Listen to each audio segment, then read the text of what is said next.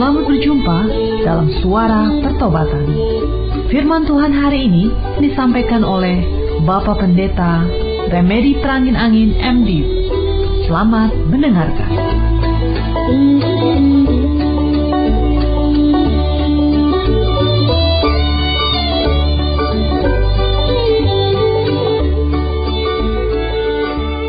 Kami bersyukur Tuhan Yesus dipersatukan kembali dalam persekutuan lewat udara.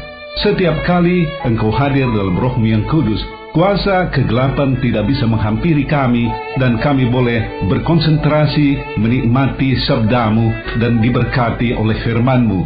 Khususnya hari ini kami rindu merenungkan kembali tentang sikap hidup tekun dalam kejujuran dan berkat-berkat yang ada dalam hidup jujur itu.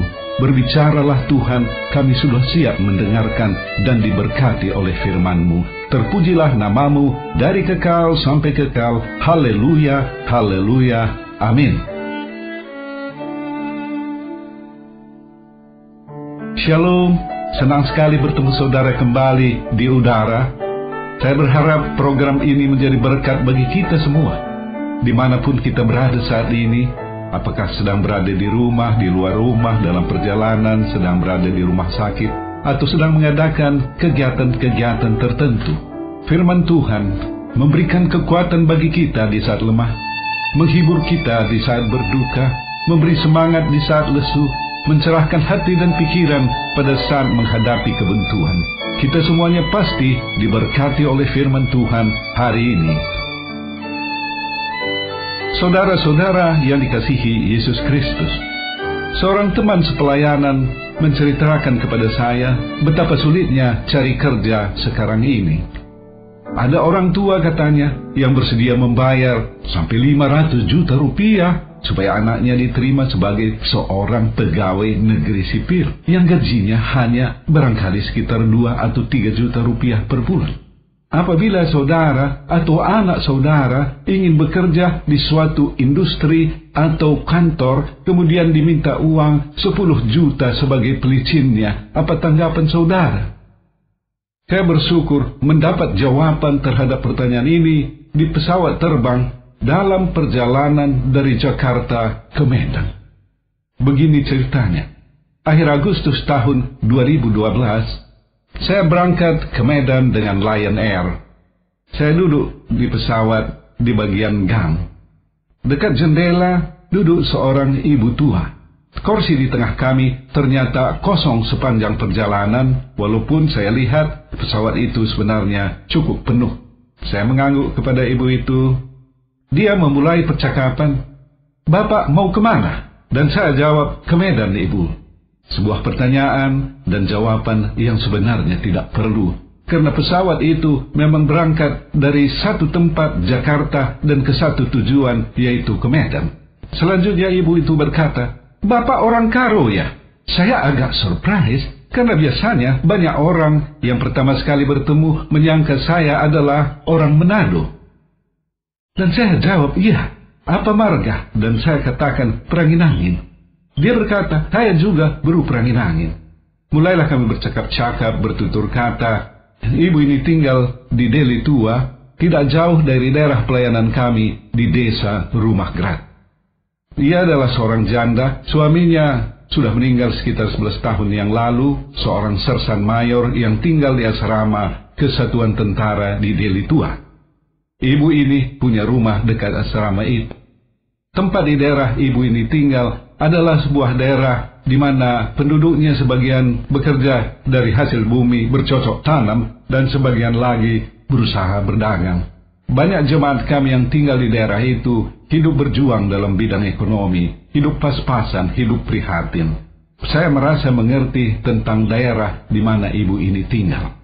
Ibu ini mengambil beberapa album kecil dari tasnya dan menunjukkan foto-foto kepada saya. Rupanya ibu ini baru kembali dari perjalanan wisata rohani ke Israel. Dia memberitahukan, ini Yerusalem, ini di mana Yesus dilahirkan, ini Tiberias, ini Gunung Sinai, dan lain-lain sebagainya. Karena sudah pernah melihat foto-foto tempat itu, sewaktu istri saya berangkat rombongan tur ke Israel, tidak ada hal-hal yang baru dari foto-foto itu. Tetapi sesudah mengamati beberapa waktu, saya merasa ada sesuatu yang lain dalam foto itu, dan saya berpikir, apa itu? Kemudian saya sadari, sewaktu istri saya ikut rombongan tur wisata rohani ke Israel, banyak foto-foto mereka itu bersama-sama dalam satu rombongan yang besar antara 40 sampai 50 orang, tetapi foto-foto yang ditunjukkan ibu ini terlihat agak sepi, tidak banyak pengikut rombongan itu. Saya tanya ibu itu, berapa banyak ibu dalam satu rombongan? Dia mengatakan 10 orang. Keluarganya sendiri ada 7 orang, ada pemandu wisata, dan beberapa orang lain. Rupanya, mereka bepergian mengikuti tur wisata rohani dalam sebuah paket bisnis. Naik pesawat kelas bisnis, tinggal di hotel-hotel berbintang 5, semuanya serba kelas bisnis.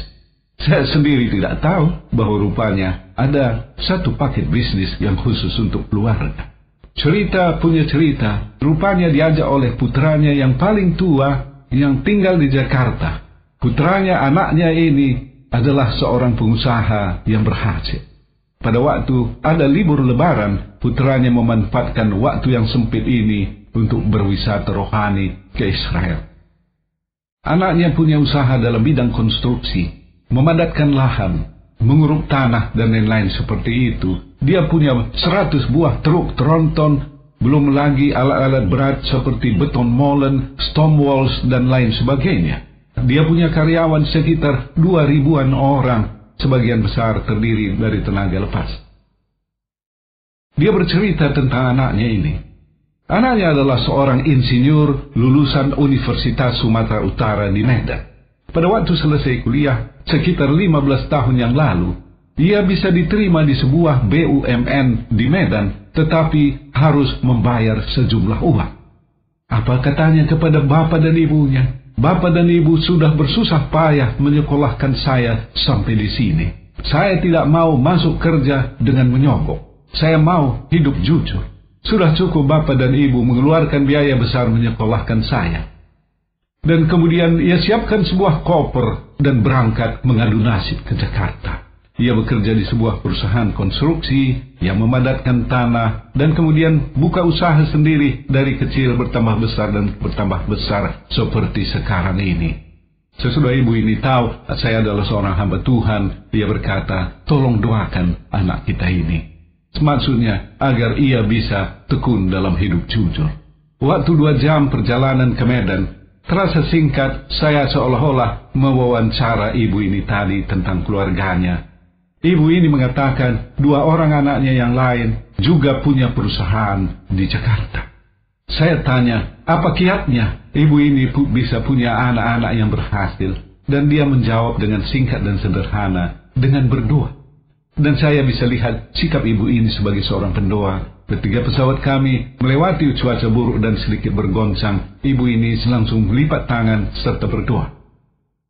Saudara-saudara yang dikasihi Yesus Kristus, apa yang saya boleh pelajari dari pertemuan dengan ibu ini tadi?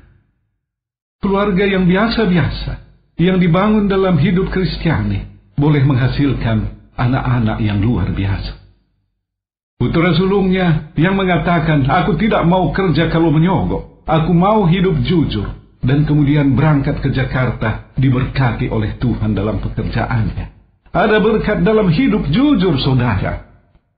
Hari ini saya rindu merenungkan lebih jauh tentang hidup jujur ini. Saya ajak saudara-saudara kekasih membaca ayat-ayat firman Tuhan dari kitab Amsal. Yang pertama, mari kita baca Amsal 14 ayat 11. Amsal 14 ayat 11 demikian. Rumah orang fasik akan musnah, tetapi kemah orang jujur akan mekar. Kemah orang jujur akan mekar. Tempat kediaman orang jujur akan bertambah luas, diberkati oleh Tuhan. Menarik sekali bahwa untuk orang fasik, tempat kediaman itu disebutkan dalam ayat ini sebagai rumah, sedangkan untuk orang jujur, kediaman itu disebut sebagai kemah.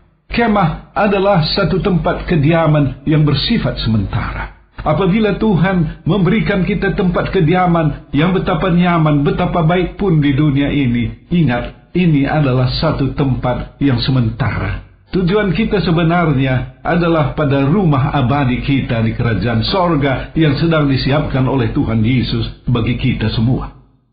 Selanjutnya kita baca Amsal 2 ayat 21, Amsal 2 ayat 21, demikian. Karena orang jujurlah akan mendiami tanah, dan orang yang tak bercelalah yang akan tetap tinggal di situ. Bagi orang jujur, Tuhan menyediakan tanah dan rumah. Saya tidak tahu apakah Bapak Ibu Saudara pada waktu ini sudah punya rumah milik sendiri. Apabila belum, percayalah, apabila kita hidup jujur, Tuhan menjanjikan dari ayat firman Tuhan ini, ada sebuah tanah, ada sebuah rumah yang kita miliki sendiri. Ada berkat bagi orang yang jujur. Kedua ayat yang baru kita baca dari kitab Amsal adalah berkat bagi keluarga. Keluarga orang yang jujur diberkati. Ia punya tanah dan rumah, tempat kediamannya diberkati oleh Tuhan. Kalau ayat-ayat yang kita baca tadi adalah berkat bagi keluarga, maka ada pula berkat orang jujur bagi masyarakat. Mari kita baca Amsal 11 ayat 11, Amsal 11 ayat 11. Berkat orang jujur memperkembangkan kota, tetapi mulut orang fasik meruntuhkannya. Sebuah kota akan diberkati apabila punya pemimpin yang jujur. Sebuah kota, sebuah kabupaten, sebuah provinsi, sebuah negara akan diberkati apabila punya pemimpin yang jujur. Oleh karena itu, saudara, pada waktu ada pemilihan kepala daerah, pemilihan presiden, pemilihan pemimpin, pilihlah dengan hati nurani, pilihlah orang yang jujur. Karena Tuhan melimpahkan berkat bagi kota, provinsi, atau negara yang punya pemimpin yang jujur. Alangkah menyedihkan apabila kita mendengar oleh karena iming-iming uang, misalnya, memilih seorang pemimpin yang hati nurani kita mengatakan dia bukan orang yang jujur. Maka kita akan merasakan akibat dari putusan yang kita ambil. Baik, selanjutnya, orang jujur bergaul akrab dengan Tuhan. Mari kita baca Amsal 3 ayat 32, Amsal 3 ayat 32, demikian. Karena orang yang sesat adalah kekejian bagi Tuhan, tetapi dengan orang jujur ia bergaul erat. Orang jujur bergaul karib dengan Tuhan. Apabila kita punya teman akrab, seorang lurah, seorang camat, seorang bupati atau wali kota, kita akan mendapatkan berbagai kemudahan. Apalagi kalau punya teman seorang gubernur, menteri, atau presiden. Tetapi dapatkah saudara membayangkan kalau kita punya teman karib itu adalah Tuhan sendiri yang menciptakan langit, bumi, dan alam semesta? Apa fasilitas yang bisa kita nikmati luar biasa, saudara, tidak bisa kita bayangkan. Hal-hal istimewa terjadi dalam orang-orang yang bergaul akrab dengan Tuhan. Dalam Alkitab saya menemukan bahwa hanya ada 2 orang manusia yang tidak pernah mengalami kematian karena Tuhan mengangkatnya ke sorga langsung. Yang pertama adalah Henokh. Dalam Kejadian 5 ayat 23 dan 24 dikatakan, jadi Henokh mencapai umur 365 tahun, dan Henokh hidup bergaul dengan Allah. Bergaul akrab dengan Allah, kemudian Henokh diangkat oleh Tuhan ke surga. Dan yang kedua adalah Nabi Elia. Nabi Elia adalah juga manusia yang punya kelemahan. Pada satu kali dia begitu depresi sehingga ingin melarikan diri ke satu tempat yang sepi. Dia berkata bahwa tidak ada lagi yang ikut Tuhan. Dan bahkan dia mengatakan, Tuhan, cabutlah nyawaku. Dalam keadaan tertekan, dalam keadaan depresi, Tuhan menghiburkan dan menguatkannya kembali. Dalam bergaul akrab dengan Tuhan, kita bisa juga curhat kepadanya. Oh Tuhan, Engkau lihat masalahku sekarang ini. Engkau lihat masalah kontrakan rumah yang masih kurang. Engkau lihat tentang pendidikan anak-anakku. Engkau lihat tentang hubungan kami dalam keluarga, dan lain sebagainya. Tuhan bersedia mendengarkan dan memulihkan hidup kita. Ada amin, saudara. Baik, selanjutnya, Tuhan menolong orang yang jujur. Kita baca Amsal 2 ayat 7. Amsal 2 ayat 7. Ia menyediakan pertolongan bagi orang yang jujur, menjadi perisai bagi orang yang tidak bercela lakunya. Siapakah kita yang bisa menyelamatkan hidup kita dari jerat iblis dalam kehidupan yang begitu banyak godaan yang menekan sekarang ini? Tidak ada. Tetapi Tuhan tahu kelemahan kita dalam menghadapi masalah-masalah dan pergumulan dalam hidup kita. Ia memberikan pertolongan, memberikan jalan keluar dari setiap permasalahan kita. Selanjutnya, mari kita baca Amsal 15 ayat 8. Amsal 15 ayat 8. Korban orang fasik adalah kekejian bagi Tuhan, tetapi doa orang jujur dikenannya. Tuhan menjawab doa orang jujur. Ini kunci kemenangan dari orang-orang jujur, karena pada waktu orang jujur itu berseru memanggil nama Tuhan, Tuhan mendengarkannya. Pada waktu orang jujur itu berseru memanggil nama Tuhan, maka Tuhan akan menjawabnya. Pada waktu orang jujur itu berdoa, Tuhan mendengarkannya. Sungguh fasilitas istimewa bagi orang-orang jujur. Tuhan memberi pertolongan dan mendengarkan doanya. Saya pernah bertemu dengan seorang pengerja penetua dari sebuah gereja yang sedang mengalami krisis dalam kehidupan. Ia merasa hidupnya seperti membentur sebuah tembok yang tebal. Demikian beratnya masalah sehingga ia memutuskan untuk pergi ke tempat-tempat yang sepi, berdoa meminta pencerahan kepada Tuhan. Dan ia mendengar Tuhan berkata, "Engkau tidak jujur." Ini menyentakkan hati. Aku tidak jujur Tuhan. Dan ketika ia sadari bahwa ia seorang yang tidak jujur, maka dengan berurai air mata, ia bertobat minta ampun kepada Tuhan, minta pemulihan. Ketika ia bertobat di dalam Tuhan dengan sungguh-sungguh, ia merasakan sukacita yang selama ini hilang dari hatinya muncul kembali. Keadaan sulit, ia masih dalam keadaan krisis, tetapi hatinya mulai diliputi perasaan sukacita. Ia berdoa dan berdoa lagi minta tuntunan Tuhan, dan ia seperti mendengar suara Tuhan. Ada jalan di depan. Ia menulis SMS kepada seorang rekan yang pernah dikenalnya pada masa lalu. Orang itu kemudian meminta dia datang dan bicara. Dan apa yang terjadi, saudara? Rekannya memberikan pekerjaan, menyediakan kantor dan bekerja bersama-sama di sebuah perusahaan yang sesuai dengan bidang keahlian dari pekerja ini tadi. Saudara-saudara yang dikasihi Yesus Kristus, apabila tadi kita berbicara ada berkat bagi orang jujur, dan kemudian menyadari aku bukan seorang yang jujur, sekaranglah saatnya bertobat di hadapan Tuhan, minta ampun kepadanya akan jalan tersesat kita selama ini, dan Tuhan mengampuni, bahkan menganugerahkan Roh Kudus kepada kita, sehingga hidup kita dipulihkan, doa kita didengarkan oleh Tuhan, jalan keluar diberikannya atas segala masalah yang kita hadapi. Kesimpulan dari renungan hari ini, orang jujur bukan terkubur, tetapi orang jujur tumbuh subur dan hidup makmur. Orang jujur tumbuh subur, hidup makmur. Ada amin, saudara. Puji Tuhan, puji Tuhan. Sesudah kita mengetahui hidup jujur adalah kunci pembuka bagi berkat-berkat surgawi, orang tua rindu agar anak-anaknya juga bisa hidup jujur. Kita bisa mengamati anak-anak kita apakah mereka jujur atau tidak. Mari kita baca Amsal 20 ayat 11. Ini adalah ayat terakhir yang kita baca dalam renungan hari ini. Amsal 20 ayat 11. Anak-anak pun sudah dapat dikenal daripada perbuatannya, apakah bersih dan jujur kelakuannya. Apa yang dimaksudkan oleh ayat firman Tuhan ini? Agar kita memperhatikan pendidikan kejujuran bagi anak-anak kita, juga bagi karyawan-karyawan kita, bagi siapa saja yang ada di bawah pengaruh kita. Saya rasa cara mendidik anak-anak kita atau karyawan-karyawan kita untuk hidup jujur adalah dengan keteladanan kita sendiri. Bagaimana anak-anak bisa jujur kalau melihat orang tuanya tidak jujur? Bagaimana anak-anak bisa berkata benar, tidak berbohong, kalau dia dengar bapak dan ibunya suka berkata bohong?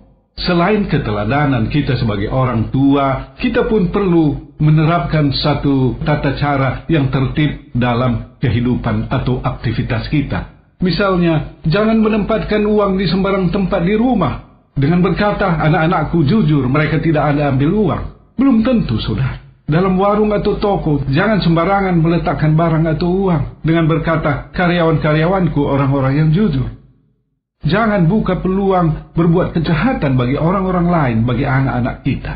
Mungkin di sini sedikit saya ambil waktu apa yang dikatakan oleh Anne Frank. Anne Frank adalah seorang putri keluarga Yahudi yang meninggal di kamp konsentrasi tahun 1945. Pada masa pelarian, waktu dikejar-kejar tentara Jerman, ia menulis catatan-catatan harian. Ada satu kalimat yang terkenal dikatakannya, "Saya percaya manusia pada dasarnya baik."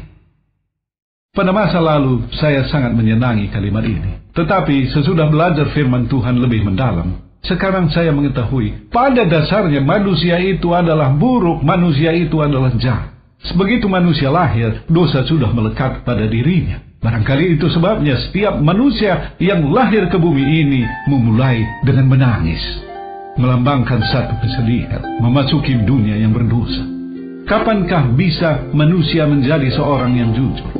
Pada waktu orang itu bertemu dengan Yesus secara pribadi dan mengalami satu kelahiran kembali. Kalau kita punya pandangan teologi seperti ini, maka kita tidak akan heran melihat orang yang apabila ada kesempatan mencuri, dia akan mencuri. Ada kesempatan korupsi, dia korupsi. Ada kesempatan selingkuh, dia berselingkuh. Dengan menyadari orang-orang di lingkungan kita bukanlah orang-orang yang jujur, maka kita perlu mengawasi segala sesuatunya, mengurangi kemungkinan orang untuk berbuat kejahatan. Seperti saya katakan tadi, jangan biarkan ada uang berserakan di rumah, anak-anak kita akan mengambilnya. Jangan biarkan ada buku porno di rumah sehingga nanti anak-anak akan membacanya. Jangan biarkan anak-anak kita bergaul dalam lingkungan orang-orang yang jahat. Bawalah anak-anak kita kepada Yesus sehingga mereka mengerti firman Tuhan, punya hubungan pribadi dengan Yesus Kristus. Anak-anak kita akan menjadi orang-orang jujur yang berhasil dalam kehidupannya. Ada amin saudara. Puji Tuhan, puji Tuhan. Tuhan Yesus memberkati kita semua dengan keluarga berlimpah-limpah. Saudara-saudara yang dikasihi Yesus Kristus, sesudah mendengarkan renungan ini, dan saudara berkata, "Aku bukan seorang yang jujur. Aku punya banyak masalah pergumulan dalam hidup ini. Aku kehilangan rasa sukacita." Inilah saatnya bagi saudara mengakui dosa-dosa jalan tersesat selama ini dan ikuti saya mengucapkan sebuah doa sederhana. Tuhan Yesus, kuakui jalan tersesat selama ini, inilah kehidupanku. Ampuni aku, pimpin jalan hidupku ke depan ini. Haleluya, haleluya, amin. Bagi saudara yang sakit, tolong pegang bagian tubuh yang sakit itu, atau pusatkan hati dan pikiran pada penyakit saudara, apapun bentuk dan manifestasinya. Saya akan berdoa. Tuhan Yesus, seturut dengan firman-Mu, pada waktu Injil diberitakan, ada mujizat yang terjadi di dalamnya, termasuk kuasa penyembuhan. Sembuhkanlah saudara-saudara yang sakit yang sedang mendengarkan siaran ini. Haleluya, haleluya, amin. Bagi saudara yang punya akar pahit luka jiwa terhadap seseorang atau beberapa orang oleh karena perbuatan mereka yang begitu kejam menurut anggapan saudara, yang tidak bisa saudara terima, saudara tidak bisa membuangnya, saya rindu berdoa bagi saudara. Tuhan Yesus, tidak ada seorang pun dari kami yang bisa cabut luka jiwa akar pahit. Hanya Engkau Yesus dalam Roh-Mu yang kudus bisa tolong kami cabutkan akar pahit luka jiwa dari saudara-saudara kami. Haleluya, haleluya, amin. Akhirnya, saya berdoa bagi semua pendengar siaran ini dimanapun mereka berada. Berkati keluarga, usaha, dan studi mereka. Terpujilah nama-Mu dari kekal sampai kekal. Haleluya, haleluya, amin.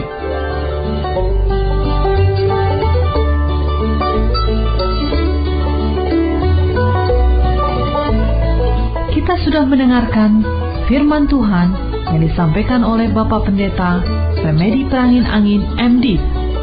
Pendengar dapat mengirimkan pokok-pokok doa kepada Suara Pertobatan, alamat email suarapertobatan@gmail.com, suarapertobatan@gmail.com, SMS atau telepon di pesawat 021 7005 8400, 021 7005 8400. Sampai jumpa pekan depan pada hari dan jam yang sama. Tuhan Yesus memberkati.